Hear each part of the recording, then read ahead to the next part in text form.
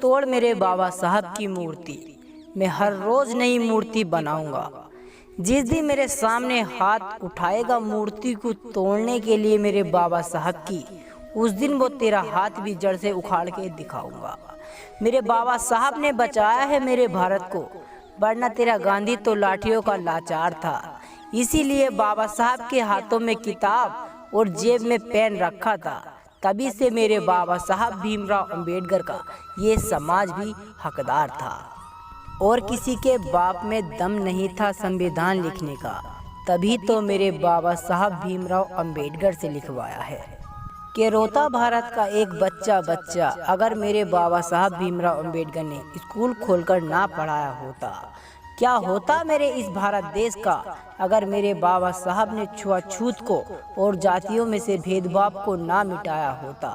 सूख जाते हर किसी के आंसू रोते रोते, न जाने कितने मर जाते भूखमरी से। मेरे बाबा साहब भीमराव अंबेडकर वो इंसान थे जो निकले थे धूल मिट्टी से।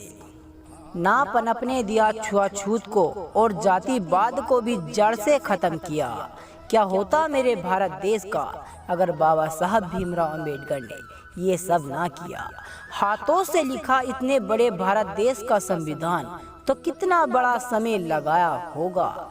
मेरे बाबा साहब भीमराव अंबेडकर की आंखें भी तो रोई होंगी जब उनके बेटे राजरतन की अचानक मृत्यु हुई होगी।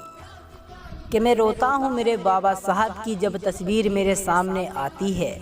उनकी खूबसूरत आंखें मुझे बस ये बताती हैं कि मेरे बाबा साहब ने दी है भारत देश को कितनी बड़ी आज़ादी, ये मुझे याद दिलाती है।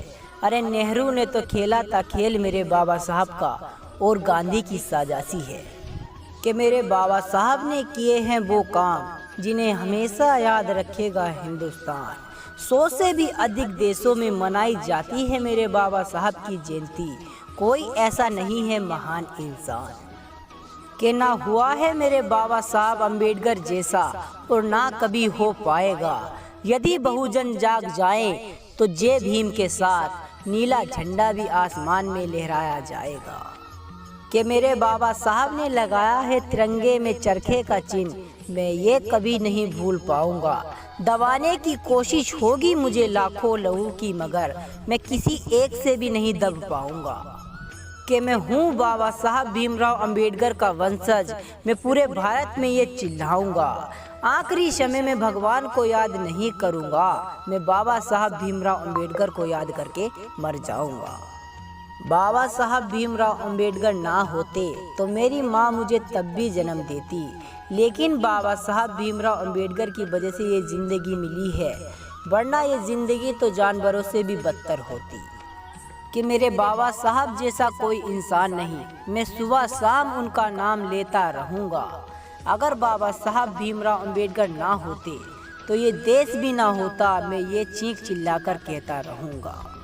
न जाने कितनी लड़ाइयाँ लड़ी होंगी मेरे बाबा साहब ने, और न जाने कितना बड़ा संघर्ष किया होगा, तब जाकर जातियों में भेदभाव और छुआछूत को जड़ से खत्म किया होगा। आज भी होता है दलितों पर अत्याचार भारत में, लेकिन कोई आंखें बंद कर कर निकल जाता है तो कोई कान दबा लेता है। कोई नहीं उठाता आवाज़ छुआछूत के खिलाफ। ये भारत में आज भी ऐसा क्यों हो जाता है? बहुजन समाज क्यों सोया हुआ है, वो जाग क्यों नहीं रहा है? बाबा साहब भीमराव अंबेडकर की आवाज़ क्यों नहीं सुन रहा है? अगर दोस्तों आप लोगों तक बाबा साहब की आवाज़ पहुंचती है तो अपने आप को जगाओ और बाबा साहब के रास्ते पर चलो। जय भीम, जय भारत।